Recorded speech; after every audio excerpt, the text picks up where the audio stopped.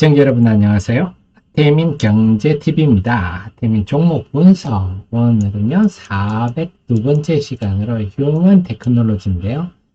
오늘은 좀 특이하게도 언론에서 아주 자세한 뉴스 기사가 나왔기 때문에 그 기사를 중심으로 이 부분을 한번 살펴드리도록 하겠습니다. 여러분 다들 아시겠지만 네이버, 남다른 주식 투자의 길 들어오시면요. 제 자료들 전부 다 제가 만든 자료들 있으니까 함께 하시면 큰 도움 되시겠습니다. 그러면서 또 제가 필요한 정보들을 여러분께 좀 소개해 드리고 있는데요. 이렇게 텔레그램 방에 하태민 한 칸 띄우셔야 됩니다. 경제TV를 검색하시면요. 지금 구독자가 한 598분 정도 있는데 필요한 정보들을 이렇게 알려드립니다. 그래서 저는 리딩은 하지 않습니다. 리딩은 보이스피싱이다. 필요한 정보들 알려드리는데, 자, 7월 2일 날에는, 언론에서 아주 흥미로운 뉴스가, 자세한 뉴스가 났는데, 이건 또, 여러분이 읽어만 봐서는 이해하기 힘드십니다. 그래서 제가 자세한 내용을 한번 설명드리도록 하겠습니다. 자, 우선 인포마크가 사명을 휴먼 테크놀로지를 변경하고 신사업을 출시, 방산사업본부를 최근 신설했다. 그래서 토리스퀘어 전략적 업무 체계를 업무협약을 체결했다 했는데요. 사실은 업무협약 이렇게 중요한 게 아니라 자, 휴먼 테크놀로지의 경영권을 토리스퀘어가 인수를 했습니다. 그래서 토리스퀘어나 휴먼 테크놀로지가 한 몸이다 하는 것은 휴먼 테크놀로지 공시를 보면 다 나오는데요. 공시를 한번 보면 이미 이번 주총 전에 상호명령 대표이사 변경 이런 거 나오죠. 대표이사 보면 김종수 대표가 토리스퀘어의 대표입니다. 여기 있죠. 토리스퀘어의 대표가 김종수 대표다. 그래서 토리스퀘어의 김종수 대표가 휴먼 테크놀로지의 대표를 4월 1일 날 맡았다 하는 거고요. 그 전에도 이미 나옵니다. 그래서 그 전에도 임시 주총을 열어서 최대 주주도 앞에 바뀌었죠. 주주도 보면 이미 지난 3월 11일 최대 주주가 휴먼테크 조합으로 바뀌었는데 휴먼테크 조합의 대표가 그런 것도 나올 건데요, 아마. 박청원 씨 여기 나오죠. 박청원 씨가 지금 토리스퀘어의 부사장이죠. 그래서 이미 최대 주주가 됐고 대표이사도 이미 바뀌어서 협약 정도가 아니라 이미 경영권이 인수된 상황이다 이렇게 보시면 되겠습니다. 자, 관련한 자료도 다시 한번 볼게요. 자, 그 부분은 이렇게 이해를 하시면 되겠군요. 전략적 업무 협약 이런 게 아니라 아예 휴먼 테크놀로지를 토리스퀘어가 인수를 했다. 이렇게 보시면 되는데요. 여기 보면, 이 나오는데, 토리스퀘어 일라이자 레이더가 국내 순수 개발 세계 최초 주파수 변조 FMCW AI 레이더 시스템이다. 자, 요게 뭔 말입니까? 하면요. 관련해서는, 요즘은요, 유튜브에 워낙 많이 나옵니다. 조금 오래된 영상이긴 하지만, 저는 이분, 샤르레 국방연구소 구독자가 54만 명이 넘는데, 좀 오래된 영상이긴 하지만, 여기 보면 나옵니다. 이분 영상을 보실 필요가 있는데요. 자, 그러면 그 부분에 대해서 좀 한 8분 정도 가면 나올 것 같아요. 요때 한번 보겠습니다. 근데 왜 이게 90도 횡방향으로 하느냐? 이유는 이겁니다. 의외로 일반적인 레이더는요, 90도 횡방향으로 이동하는 작은 물체를 탐지하는데 어려움이 있다고 합니다. 그 이유는 바로 도플러 효과 때문이에요. 자, 제가 쉽게 설명해 드릴게요. 레이더가 정확한 물체 위치를 탐지하기 위해서는 물체와의 상대 수직 속도를 계속해서 측정해야 합니다. 일반적인 레이더는 자, 여기서 좀 쉽게 설명하신다 그랬는데 사실 쉽게 설명을 못 하셨어요. 자, 도플러 박사의 도플러 효과, 여러분 아시죠? 일반적인 레이더는 파장을 이렇게 촥 쏘지 않습니까? 그러다가 이렇게 띠띠 걸리면 뭐 레이더에 탐지됐다 이러다 갑자기 사라졌습니다 뭐 이런 거 나오죠. 이게 도플러 효과를 이렇게 이 간격이 벌어지죠. 간격이 있는데, 자, 여기서 말한 FMCW라는 거는 이런 형태가 아니라 파장의 형태입니다. 그래서 끊어지지 않는다는 점이거든요. 그럼 예를 들면 군집 드론이 날라오고, 요즘은 이제 앞으로 그 드론이 한 개만 날라오고 군집 여러 개가 날라오지 않습니까? 여러 개 날라오면 여기서 쏴가지고 이거 1번 드론, 2번 드론, 네, 3번 드론 이런 식으로, 그래서 이어지지 않기 때문에 계속 이게 움직임에 따라 추적을 하는 거죠. 그런데 기존에 있는 레이더로 도플러 효과처럼 하면 뭐가 띠띠띠 잡혔다가 사라졌다가 또 잡히면 이게 1번 드론인지 2번 드론인지 3번 드론인지 구별이 안 되는 거죠. 자, 그런 얘기입니다. 그렇군요. 역시 우리 하 대표가 설명해 주니까 좀 더 이해가 쉽습니다. 자, 이러실 수 있죠. 자, 그래서 지금 FMC 연속파란 게 그런 의미입니다. 그 다음에 AI 레이더, A사 레이더. 자, 이 부분이 또 어떻게 보냐 하면요. 이번 영상에서 제가 볼 때 5분 40초. 자, 이때 한번 보겠습니다. 이번 시험 내용하고 과정이 어떻게 되나요? 네, 시험에는 2대의 드론이 사용됐습니다. RCS 0.03 제곱미터의 매트리스 600 드론과 RCS 0.01 제곱미터의 초소형 드론 DJI. 자, 이걸 아셔야 되는데요.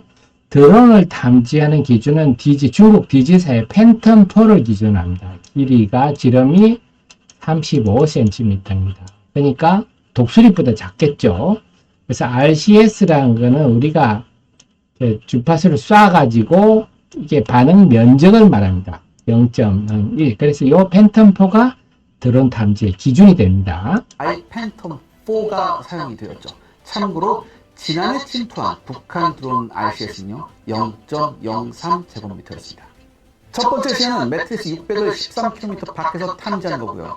두 번째는 역시 매트리스 600을 약 5km에서 탐지하는 거였습니다. 특히 이 두 번째에서 이 매트리스 600 드론은요 90도 횡방향으로 이동을 하게 됩니다. 왜 90도 횡방향 이동을 했는지는 잠시 후에 설명드리겠습니다.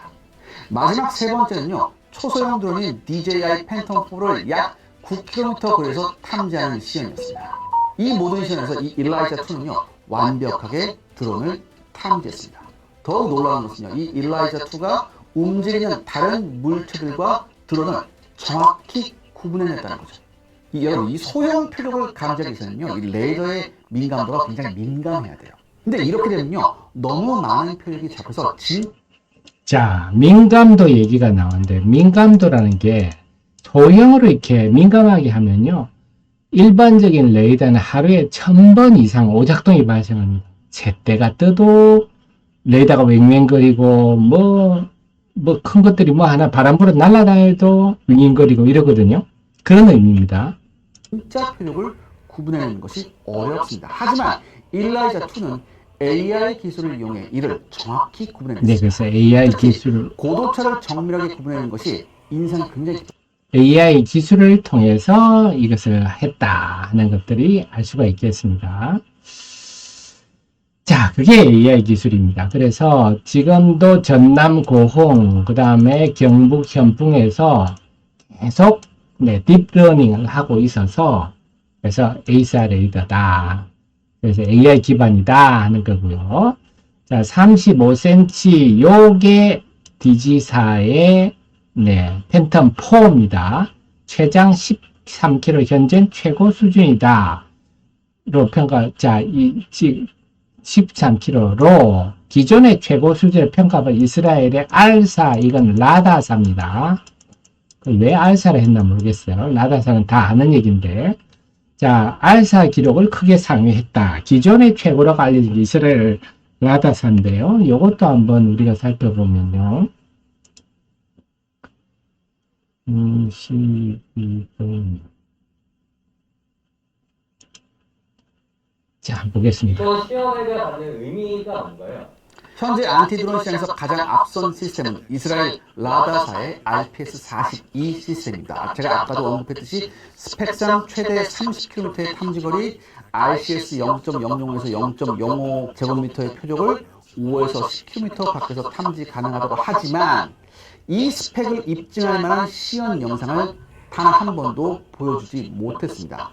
여러분 지금 한번 보시죠. 현재 공개된 RPS-40의 영상을 보면요. 약 4km 이내에서 드론을 탐지하는 모습이 보입니다. 참고로 이게 눈금 하나가 한 자, 여기 시연 영상이라고 나오는데요. 시연 영상. 이게 굉장히 중요합니다.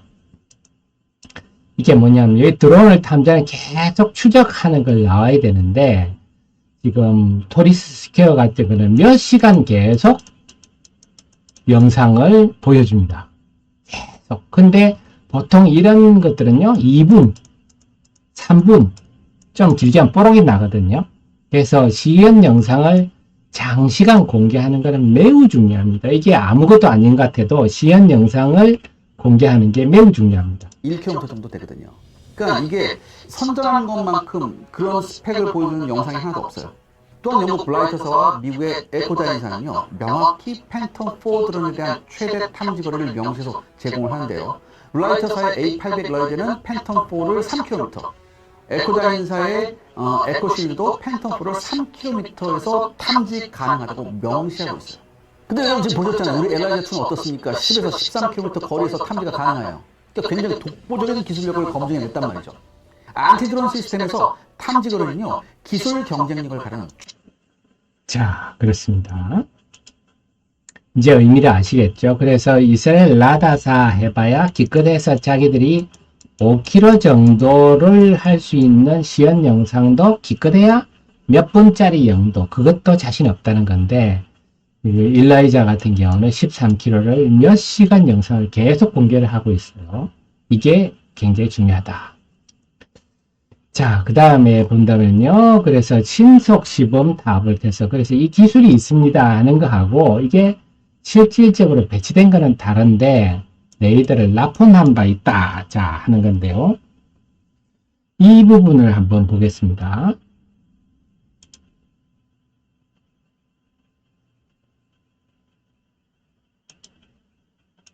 방위사업청 신속 시범 획득 사업으로 선정이 되고요. 5km 탐지 레이더 계약을 하게 됩니다. 그리고 불과 8개월 만인 2021년 7월 안티드론 레이더 시스템 4세트를 방위사업청에 납품하게 됩니다.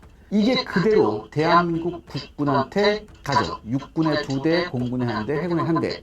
이게 바로 일라이자 레이더 1이에요. 중요한 것은 뭐냐? 처음에 요구 조건이 뭐였습니까? 5km였잖아요. 탐지거리. 근데 이 5km를 초과하는 8km 탐지 레이더가 자, 그러니까 2021년에 이미 이스라엘 라다사를 능가하는 8km 레이더가 이미 군의 3군에 납품이 됐다. 그리고 2021년 12월까지 육군 시험평가단에서 시험평가 및 필드 테스트가 진행됐고요. 대한민국의 6회 공군한테 실전 배치 완료 및 필드 테스트가 자, 그래서 실전 배치가 완료됐다 하는 겁니다.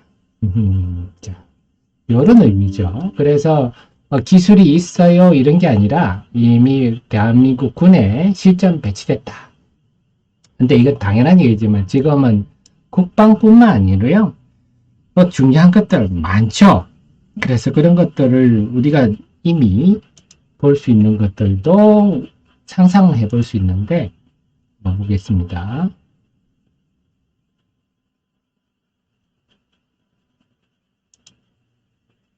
주요 시설의 대드론 방어에도 굉장히 요긴한 시스템입니다. 여러분, 우리나라 역시 국방뿐만 아니라 공항, 유전, 정유시설, 반도체 공장, 자동차, 그 다음에 원자력 발전 시스템 등등등등 사회 전반 시설에 걸쳐 시스템 구축을 해놔야 돼요. 안티드론에 대한. 그날 시연 현장에서 한전 관계자 한 분이 오셔가지고 이런 말씀 하시더라고요. 천천히 가는 배에서 드론 하나 띄워서 뭐 냉각장치나 이런 데 갔다가 자폭해버리면 이거 원전 가동 중단되는 거 일도 아니다. 굉장히 불안하다. 그런 말씀 하셨거든요. 아무튼 일라이자2 자, 그렇습니다. 그래서 군뿐만 아니라 민간 수요가 중요 건물이 오죽 많겠습니까? 뭐 정유 시설도 그렇고요. 원 발전소도 그렇고요. 그렇습니다. 근데 그게 국내에만 그러겠어요. 아람코 같은 경우도 지난번에 드론 타격을 받아서 엄청 피해를 받지 않습니까? 전 세계적으로 수요가 무궁무진하다 하는 거고요. 그 속에서 본다면 또 하나 있네요. 작년 12월 미국의 환경평가 기준 MIL STD 인정을 받았다. 이게 굉장히 중요합니다. 이걸 받아야 미국 군납이 되고요. 미국 군납이 되면 전 세계 대부분의 군에 공급이 가능하다. 민간도 마찬가지입니다. 그래서 요것이 되면 판매가 가능한데 작년 12월부터 그래서 국내 판매에 돌입했다 하는 건데요. 이 관련해서는 제 카페 리포트 들어보시면 나옵니다. 그래서 뭐 이슈 분석 이런 데 들어보시면 네, 여기 기업 가치 이스라엘 라다사와 비교한 제 자료가 있는데요. 자, 요거죠. 미국 납품 기준을 획득하면서 뭐 이렇게 되면 우리나라 국군도 할 수 있고 대부분의 공급을 하는데 자, 그래서 본격적인 판매가 해외 판매도 가능해졌다. 그 다음에 또 중요한 게 이중 용도 품목이랍니다. 이중 용도라는 건 군으로도 할 수 있고 민간으로도 할 수 있다. 이런 얘기입니다. 그러니까 좀 전에 말씀드렸듯이 군뿐만 아니라 민간 수요가 많다 그랬잖아요. 근데 대부분의 우리 제품, 아시겠지만 군용 제품들은 네, 이중 용도가 아닙니다. 군용입니다. 그렇게 되면 어디 판매를 하려면요. 네, 국방부 장관 허가를 받아야 되죠. 까다롭습니다. 근데 이중 용도 민간에 가능할 수 있으면요. 현지에 조인트 벤처 설립도 가능하고 즉 핵심은 국내에서 49% 만들고 뭐 함체, 껍데기라든지 이런 것들이 현지에 조달해서 합작법인 만들고 등등 절차가 아주 그래서 수출 협상도 용이하고 협상도 짧다. 이런 것들이군요.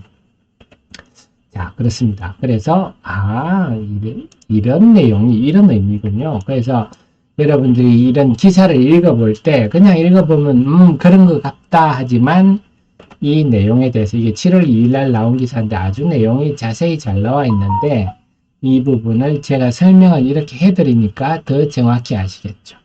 중요한 것은 이제는 드론이 뭐 다들 인지하시겠지만 네, 드론이 전쟁의 판도를 바꾸는 게임 체인저가 되고 있는데 네, 그런 걸 감안한다면 네, 드론을 포착하는 레이더가 있어야 그 다음에 뭐 그걸 뽀개든지 할 건데 관련해서는요 워낙 이 회사 보면 여러분 네이버 검색어 토리스퀘어 치면요 다 나옵니다. 다 나오고 보면 니어스랩 이런 회사들은 네, 충돌형 드론을 만들어서 상대 드론을 박치기 해서 깨부수는 그런 시스템인데 당연히 토리스 스퀘어의 레이더를 쓰는 걸로 이렇게 나왔죠. 그 다음에 이수만 씨가 큰 돈을 벌었던 파블로 항공 여기도 드론 전문인데 마찬가지로 토리스 스퀘어의 레이더를 가지고 그래서 결국 레이더가 있어야 그 다음에 깨부수든지 뭐든지 할 거 아닙니까?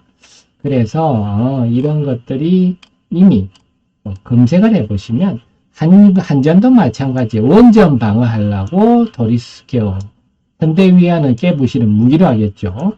이런 것들 다 이런 얘기입니다. 그래서 이제 우리 증시에서도 서서히 이 드론 탐지 레이더에 대해서 관심을 갖고 알려지기 시작하는구나. 이걸 알 수가 있고요. 그렇다면 우리 종목에 대한 대응도 마찬가지입니다. 대응도 마찬가지인 게 항상 비교를 하실 필요가 있어요. 자, 방산 완성품들 뭐 K2 전차라든지 미사일이라든지 K9 자주파라든지 이런 만드는 회사는 다 시총이 큽니다. 조단인데 휴먼 테크놀로지는 드론의 시대 핵심 레이더 완성품을 세계 최고 수준으로 만들면서도 시총이 1,500, 600억이다. 상대적으로 매우 싸다. 오히려 방산에 들어가는 부분품들, 코체 테크놀로지 같은 경우는 컴퓨터 만드는 회사고요. 아이스리슨, 적외선, 센서 이런 거 하는 회사들도, 그 다음에 S&T 다이내믹은 변속기 이런 회사들도 시총이 3천억, 7천억씩 하는데 휴먼이 1,500~600억이다. 이건 상대적으로 매우 싸다. 그러니까 앞으로 성장성이 군뿐만 아니라 민간으로 무궁무진한데 이런 측면에서 접근하실 필요가 있지 않느냐. 그래서 오늘 이 시간에는 7월 2일 날 언론 기사가 나왔는데 내용이 자세한 내용이라서 그 관련한 것들을 제가 설명해 드리는 영상으로 가름하도록 하겠습니다. 충분히 이해가 되셨죠? 그래서 이 영상만 보시라도 우리 정자님은 드론과 레이더에 관해서 전문가가 되시리라고 봅니다. 늘 저의 최신의 정보를 함께 하시고요. 또 도움이 되셨다면 좋아요 눌러주시면 저의 기를 받아서 주식 투자 성과가 훨씬 더 나리라 생각합니다. 다음 시간에 또 더 좋은 종목 가지고 여러분 설명드리도록 하겠습니다. 고맙습니다.